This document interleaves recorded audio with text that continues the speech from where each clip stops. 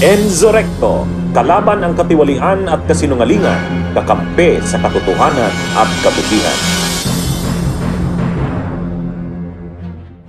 Senator Judge Pangilinan, you're recognized, sir. Yes, thank you, Mr. President. And you may Just, proceed when you're ready. a few questions on inciting to sedition. Yes, Your Honor. For the witness, kasi pinapaliwanag mo yung sinasagot mo yung tanong ni Senate President Win kanina, no? Nasa NBI ka na Cybercrime Division since 2018. Yes, Your Honor. 2018. So, naalala mo ba yung kaso ni Ronel Mas? Yung taga Zambales na nagkaroon ng Facebook post. Yes, sir. Naalala ko po pero hindi ko kami may hawak ng case na yan. Oh, pero Opo. kung maalala mo, dahil division ninyo ang nagsampa ng kasong inciting to sedition, no? Tama ba? I-check ko yung record. Hindi po yata ako may hawak Dahil, ng case. well, to refresh your memory, nag-post siya sa social media offering 50 million to anyone who would kill former President Duterte. At that time, he Yes, was the sir. president. Yes, sir. So, That's the news. you remember that? Yes, sir. That's the news. Sir. Oh. Tapos, inaresto siya. Sabi niya, I will give 50 million reward kung sino makapatay sa dating presidente. So, nakita ng inyong division na ito ay inciting to sedition. Tama? Yes, sir.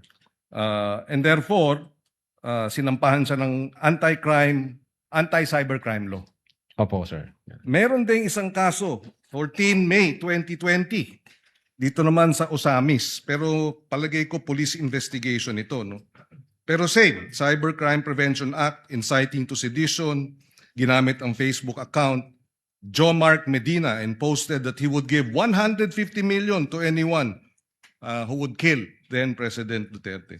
So ito rin, naging kaso ng anti-cybercrime law. Nabalitaan din po namin. Okay. So, dito sa dalawang ito, in other words, to explain inciting to sedition, ang ganitong mga remarks have the tendency precisely to if not attack the government, put it in mobilize individuals or people to go against government, tama? Yes, sir. So that is what you found in the earlier, in the later case of inciting to sedition that you have recommended for PI Opo, sir. kay Yes, sir. Vice President. Yeah, as a matter of fact, yung isa sa mga heated arguments namin during that time nung ina-analyze namin yung case, nagtanong kami sa sarili namin, if we allow this unaddressed, yung pagganyan na nagbabanta sa buhay ng presidente, pag hinayaan lang natin at yan yung maging norms na ng ating society, kahit sino na lang po pwedeng gawin yon. At alam ho natin magkakagulo pag ganon at walang ang regulation at pag di ho in-strict yan, sasabihin ho ng mga tao, okay naman pala kahit Lalo na ngayon mag-threat dahil ka. sa social media,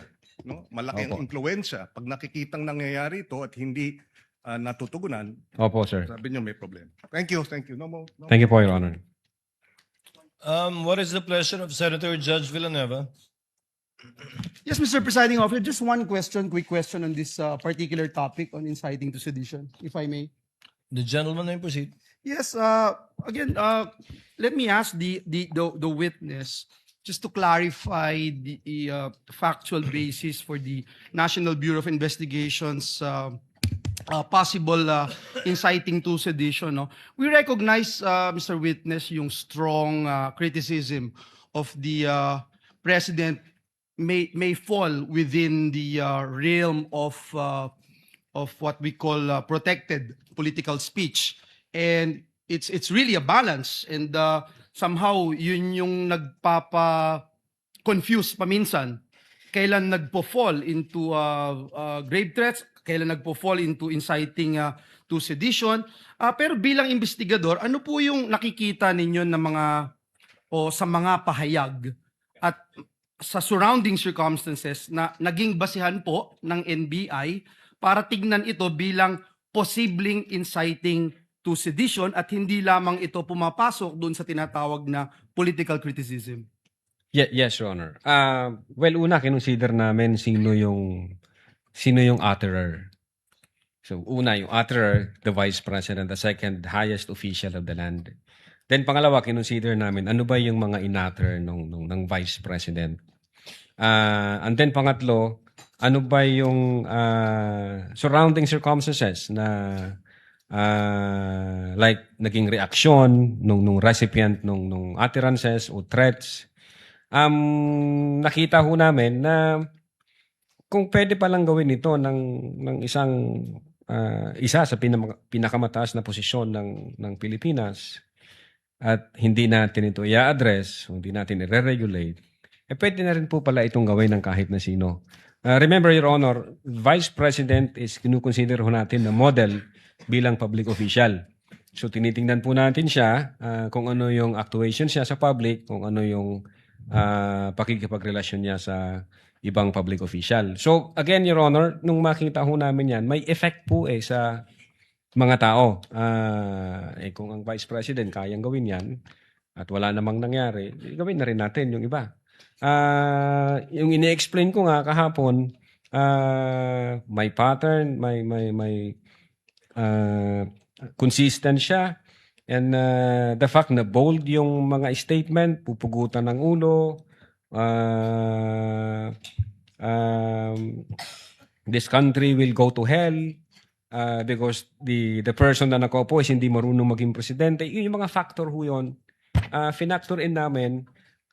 Pag nakita ito ng taong bayan at walang kilos na ginawa yung gobyerno, parang domino effect po yan. Pwede na. So, sunod-sunod na. Alam naman po natin ang nangyayari sa social media.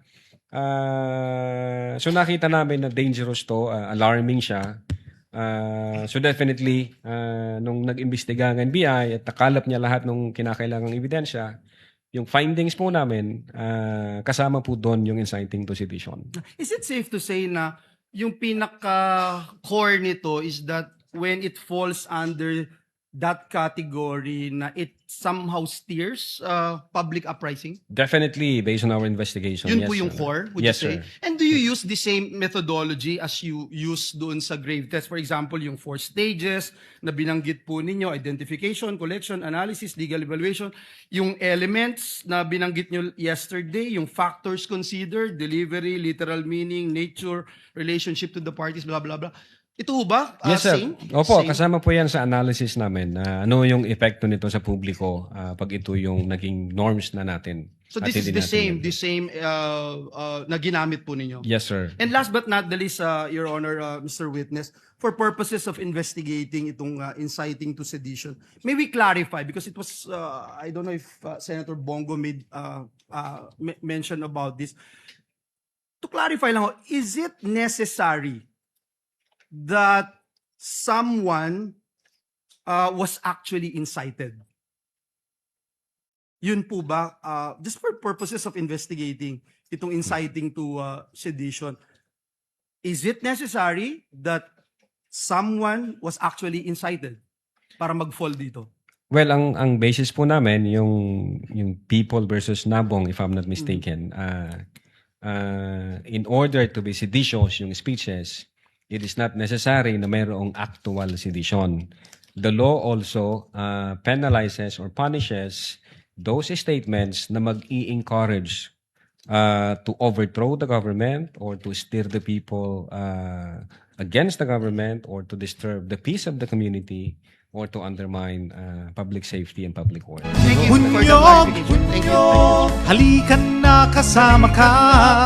Bunyog, kapag buklod ay may pag-asa. Luzon, Visayas, Mindanao, isa ang pananaw. Sa bagong Pilipinas ang bunyog isisigaw. Bunyog,